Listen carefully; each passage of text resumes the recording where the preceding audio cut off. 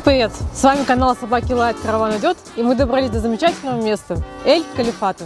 И в этом выпуске мы максимально подробно и максимально доступно, ну и, конечно же, интересно попытаемся рассказать вам о том, что есть в этом удивительном месте. Давайте не будем тянуть, поехали! Но сначала была дорога.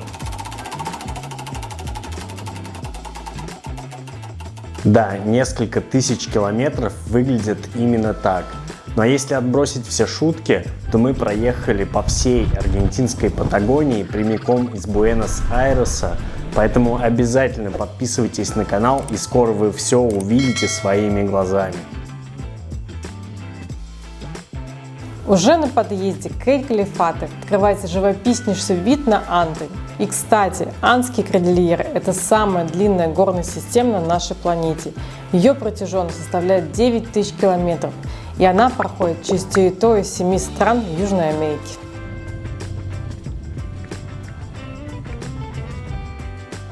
Ну и, наконец, мы добрались до Эль-Калифаты. Я завез всех домой и решил прогуляться по городу.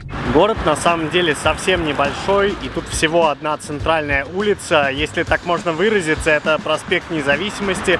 Он есть в каждом городе Аргентины. Ну а если переводить дословно, Авенида дель Либертадор – это проспект Освободителя. И посвящено это название генералу Хосе де Сан-Мартину. И мы уже готовим выпуск из Мендосы, в котором мы подробно расскажем об этом человеке и его роли в освобождении Аргентины. Поэтому вы знаете, что делать. Обязательная подписочка, колокольчик. Ну а мы поехали дальше. Вообще, маленькие города Аргентины, особенно с туристическим статусом, имеют свой клевый вайб. А главное, тут просто уютно, и это действительно круто. На центральной улице расположено 4 вида помещений. Первое – это ресторанчики и кафешки с вкусной едой. Заходите в любую, и вас всегда вкусно накормят. Второе – это, естественно, магазины с сувенирами. Третье – это магазины с оборудованием для трекинга и прочих горнолыжных сладостей. И четвертое – это офисы всяких турфирм, которые организуют такие пакетные туры к леднику и все, что с этим связано.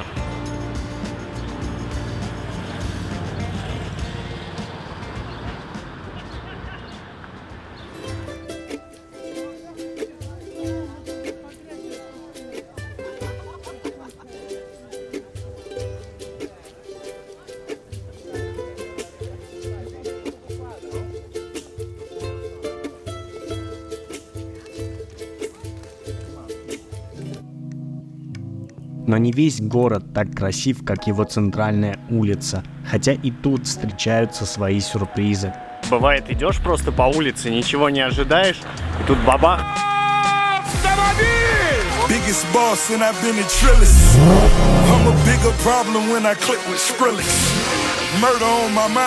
Кстати, справедливости ради, стоит отметить, что это не первый раз, когда мы встречаем вот такую прикольную Ниву. Ну, я не знаю, прикольную, не прикольную, это каждый сам решает. Моя молодость, она была связана с покатушками на Ниве, и я это все с теплом воспринимаю, поэтому Нива one love.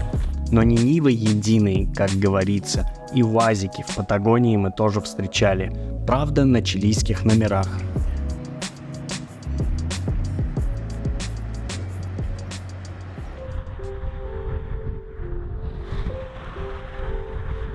А на следующий день мы поехали на ледник Перито-Морено, и уже сама только дорога до национального парка Лос-Грасьерос моментально влюбила нас в эти места. Пейзажи за окном довольно-таки быстро меняются, а ваши глаза просто не успевают насладиться всей окружающей красотой. И хочется останавливаться, выходить, любоваться, чтобы продлить момент восторга. Главное, не забыть потеплее одеться.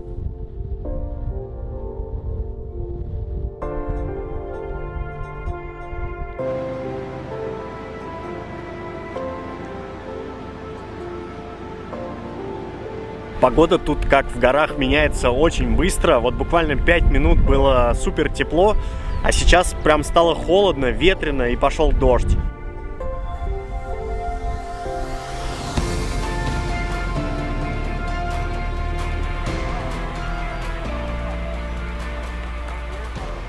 На въезде расположен домик рейнджеров, которые тебе помогут, дадут тебе всю нужную информацию, но интересен другой факт. Въезд для нерезидентов Аргентины стоит в 5 раз дороже, чем для резидентов Аргентины. И мы, конечно же, показали прекарий и воспользовались резидентством. Спустя несколько минут пути, заметив этот маленький айсберг, мы сразу поняли, что находимся в царстве воды. И если слева размахом поражала Лаго Аргентина, между прочим, самое большое озеро во всей Аргентине, то справа приятно журчали небольшие горные ручейки.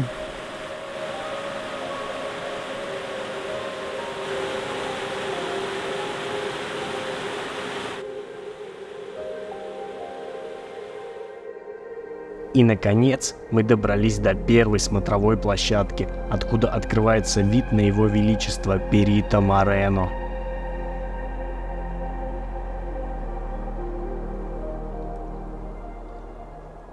И сейчас за 30 секунд я расскажу вам 5 фактов про Перито Морено. Погнали! Площадь ледника составляет 260 квадратных километров.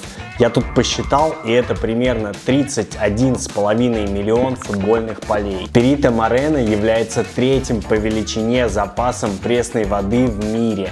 А еще он растет каждый день на 2 метра, несмотря на то, что большинство ледников тают вследствие глобального потепления. И еще, ему около 18 тысяч лет. И назван он в честь Франсиско Морено. Франсиско был очень опытным человеком, поэтому его звали просто Эксперт Морено. Когда красивая дорога заканчивается, вы оказываетесь на парковке. Тут на самом деле все сделано для туристов, все очень удобно, все очень доступно и понятно. Есть навигационная карта, с помощью которой вы сможете рассчитать свое путешествие по национальному парку Лос Гласьерос. А также есть тут и кафешечки, есть и места для приема пищи, если вы сами просто пришли и не хотите тратить деньги. То есть, здесь в этом плане вообще очень-очень классно все сделано. Но мы тут не за кулинарными изысками, хотя вкусно перекусить тоже любим, что уж тут греха таить. В общем, давайте не будем медлить и отправимся изучать окрестности. Природа зовет.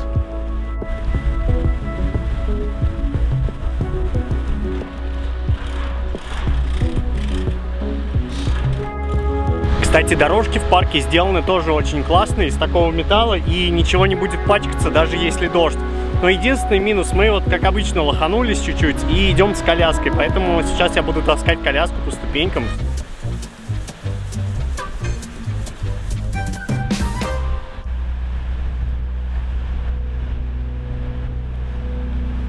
А пока кто-то таскает коляску, можно еще раз полюбоваться пейзажем. По-моему, очень классно.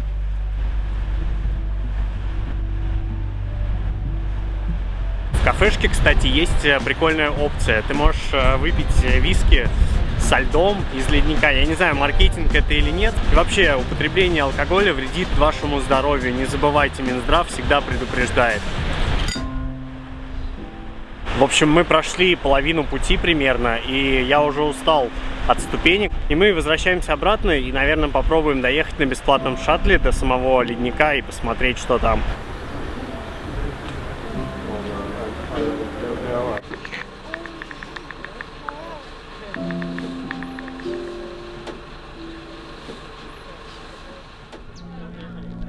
И вот, спустя каких-то 20 минут мы добрались до смотровой. Ну а дальше, хотя слова тут не нужны.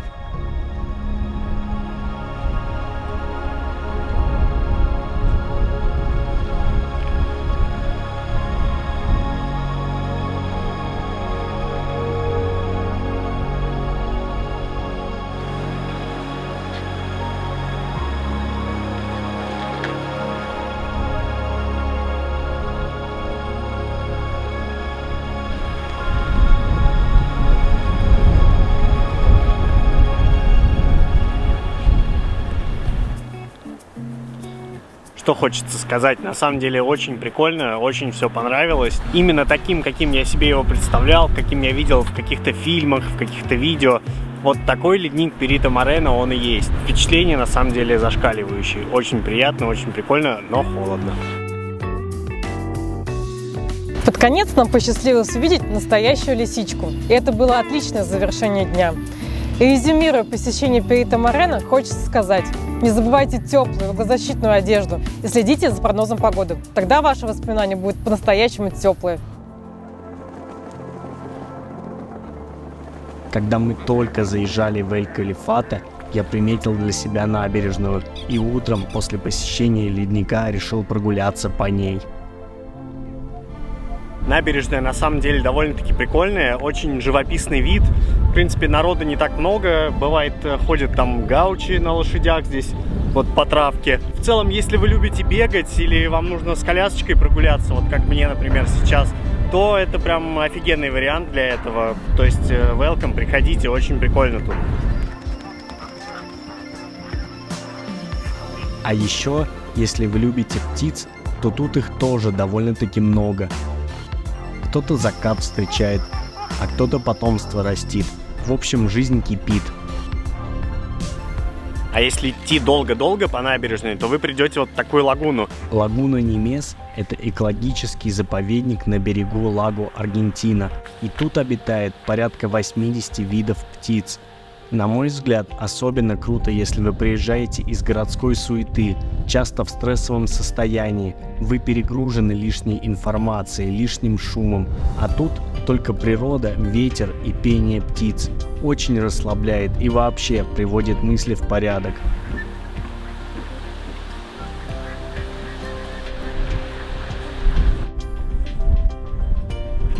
Несмотря на то, что все виды птиц вы можете увидеть бесплатно, просто прогуливаясь по набережной, место это, натуральный заповедник, действительно хорошее. Тут все сделано очень прикольно. Ты идешь, у тебя не пачкаются ноги, есть тропинка, есть указатели. Особенно это место понравится людям с детьми. Я думаю, что дети тут будут в полном восторге.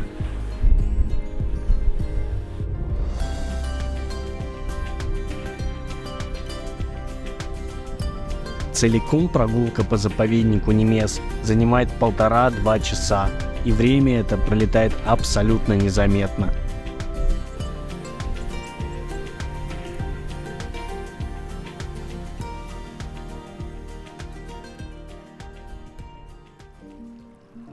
На следующий день мы решили отправиться в Эль-Чальтен, городок 120 километров от Эль-Калифаты. Так, первый поход. Известно это место вершина Фицрой. Имя такое, кстати, дал тот самый Франциско-эксперт Морено.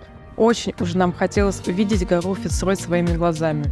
Но хоть мы и поднялись в базовый лагерь, с погодой нам все-таки не подфартило.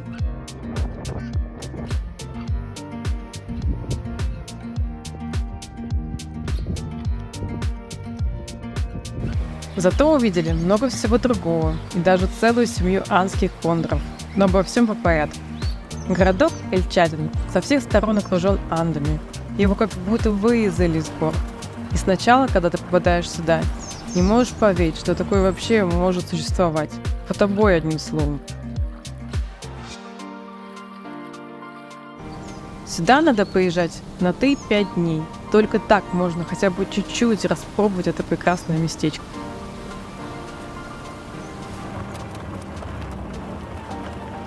Главное помнить про топливо. Заправка одна, и если ее наполняют, можно встоять на пару часов, как мы, например.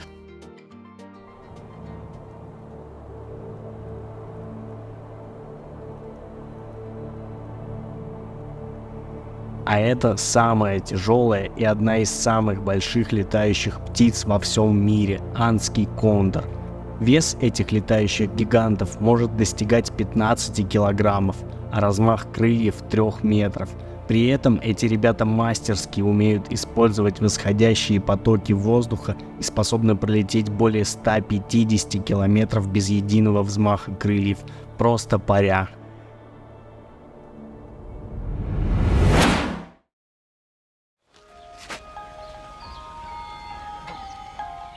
Итак, ребят, наше видео подходит к концу, и я уже по доброй традиции готовлю барашка патагонского. И хочу резюмировать все наше видео, чтобы вам было проще как-то составить такую общую картину.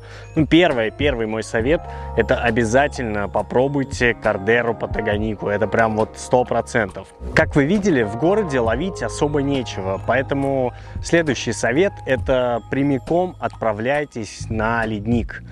Отправляйтесь на природу, сходите по набережной, прогуляйтесь. Эль-Калифате – это больше про природу, никак не про город и все, что с этим связано.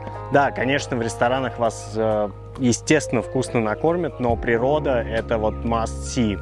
Отсюда вытекает следующий пункт – погода. Погода на леднике и вообще вот тут в Эль-Калифате, она очень сильно колеблется. Например, сегодня в самом Эль-Калифате плюс 14, а вот там вот, где ледник Перито-Морено, было плюс 6 градусов. Поэтому обязательно берите теплые вещи, обязательно берите ветровки. Мы здесь находимся летом и довольно-таки прохладно. Так что не забывайте брать теплую одежду. Еще один пункт, не забывайте про деньги. Что я имею в виду? Деньги тут поменять, в принципе, можно, и это несложно, но курс прям сильно ниже, чем в Буэнос-Айресе. И в кафешках он, естественно, еще ниже. Поэтому не забывайте, Western Union тут не работает от слова совсем. Мы обошли 3 пункта Western Union, и везде написано Cerrado, или люди вам говорят «no funciona». Ну и самый главный совет. Эль-Калифате – это место, чтобы расслабиться. Просто вот почувствуйте эту нетронутую природу. Да, тут не так много животных, как, например, на полуострове Вальдес, но, блин, природа, посмотрите, это просто, я не знаю, у меня нету слов. Если вы любите природу, то вам именно сюда. Ребят, ну и на этом, наверное, все. Не забудьте поставить нам лайк, не забудьте обязательно подписаться на этот канал, потому что будет очень много интересных видео. Ну и, конечно же, комментируйте. Мы всегда отвечаем на ваши комментарии и всегда рады любым комментариям. Вы можете что-то нам посоветовать, можете в чем-то с нами не согласиться. Это все нормально и все это приветствуется. До новых встреч, всем мир и будьте здоровы!